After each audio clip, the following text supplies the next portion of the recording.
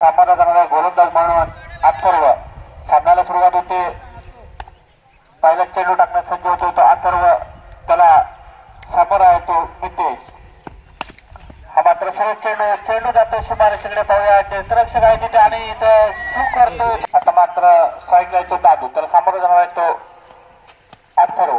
हा मात्र सरळ चेंडू तिथे स्वरूपाने खेळून काढतो. एक धाव मिळणार यात काही शंका नाही. आणि पुन्हा एकदा अथर्व, त्याला सामोरा जाणार आहे तो मितेश. मात्र सुरेश चेंडू जितके स्वरूपाने खेळून काढतो. आपल्या फॉलोथ्रू मध्ये अडवण्याचा प्रयत्न होता, परंतु एक धाव काय रोखू शकत नाही. एका धाव्या किती धावा जमवण्यात यश येते ते सगळं पटवाडीच्या सलामीवीरांना. हा मात्र सुरेश चेंडू हवेत पहिले झेलतो का, आणि मला वाटतं इथे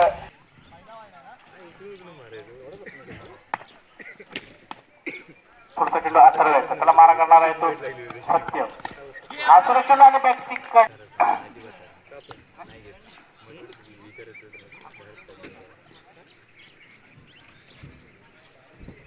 नवीन फलंदाजाचं नाव सांगायचं आहे वेदांत. पूर्ण करतोय का तो अथर्व. पुढचा चेंडू अथर्वायचा, त्याला सामोरा जाणार आहे तो वेदांत.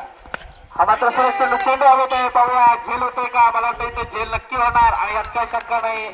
आता तर समोर आहे तो मितेश. पाहूया किती धावा जमवण्यात यश येतं. पहिल्या षटकामध्ये 5 धावा जमवण्यात यश आलं होते मितेशाला. आता पाहूया पुढचा चेंडू आणि सुरेश चेंडू, मला तर चेंडू हवेत आहे आणि हाही मला वाटतं इथं ते चेंडू लागलाय त्याच्यामुळे विकेट नाहीये. पुन्हा एकदा विरू, त्याला सामोरा जाणार आहे तो मितेश. हा मात्र वाईट चेंडू पंच 6. पुन्हा एकदा विरू, त्याला सामोरा जाणार आहे तो मितेश. हा सुरेश चेंडू तितक्या सरपणे खेळून काढतोय. चेंडू जातोय सीमारेषेकडे आणि ते पुन्हा एकदा विरू, त्याला सामोरा जाणार आहे तो मितेश. हा मात्र सुरेश चेंडू तितक्या सरपणे खेळून काढतोय. चेंडू जातो. पुन्हा एकदा विरू, त्याला सामोरा जाणार आहे तो मितेश. हा मात्र सुरेश चेंडू तितक्या सरपणे खेळून काढतोय. एक धाव तर मिळते. दुसऱ्या धावाचा प्रयत्न तो पाहूया आणि ते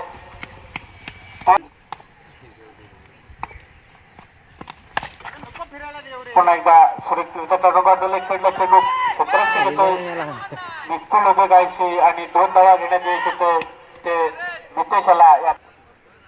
पुन्हा एकदा विरू, त्याला सामोरा जाणार आहे तो मितेश. हा मात्र सुरेश चेंडू तितक्या सरपणे खेळून काढतो. एक धाव तर मिळते. दुसऱ्या धावाचा प्रयत्न होतो का पाहूया आणि ते 2 धावा घेण्यात यश येतोय ते मितेशाला. तिसऱ्या धावाचा प्रयत्न होतो इथे, परंतु इथे रनआउटच्या स्वरूपात फलंदाज बाद होतोय.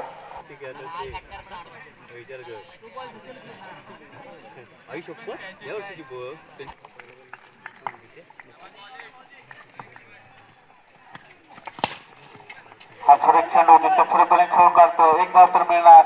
काहीच क्षेत्ररक्षण मिसफील्ड होते ती मितेश याच्याकडून आणि 2 धावा घेण्यात यश येते ते अथर्व याला. संघाचं खातं 2 या धावसंख्येने ओढतं. आपलं खातं 2.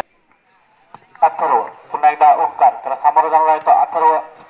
हा मात्र संकेत जसा चौकार इथे पाहायला मिळतो तो अथर्व याच्या बॅटमधून.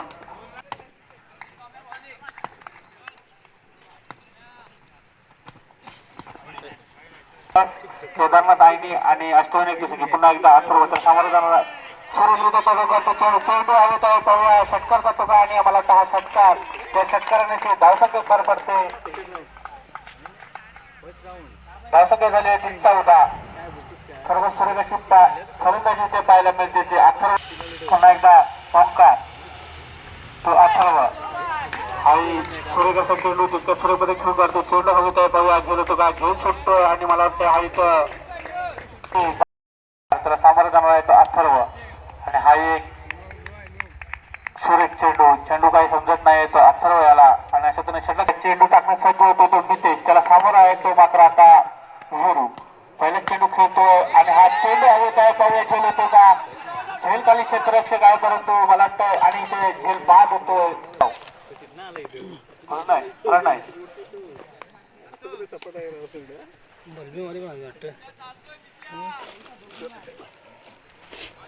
नाही त्याला सामोरा जाणार आहे तो मितेश.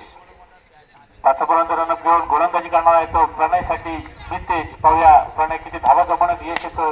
हा सुरेश चेंडू जातो सीमारेषेकडे परंतु एक धाव घेतो दुसरा धावाचा प्रयत्न होतो इथे आणि 2 धावा घेण्यात यश येतं इथे प्रणय याला या 2 पुन्हा एकदा मितेश त्याला समाधान होणार तो प्रणय हा मात्र पुढे चेंडू काही समजत नाही तो प्रणय याला करतोय तो प्रणय आणि कशा पद्धतीने त्याला रोखतोय तो मितेश हा मात्र सुरेश चेंडू आणि चेंडू येतो मध्ये आणि अभिजय करतोय तो प्रणय असं करणे